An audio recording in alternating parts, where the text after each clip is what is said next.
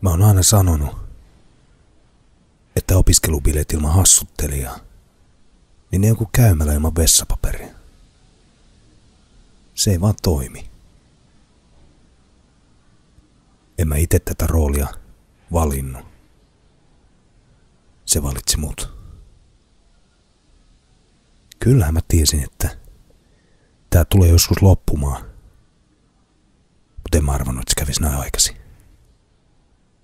Mä valmistun. Tätäkö tässä nyt haettiin? Mutta onneksi mulla on vielä yksi mahdollisuus. Yksi. Ja viimeinen.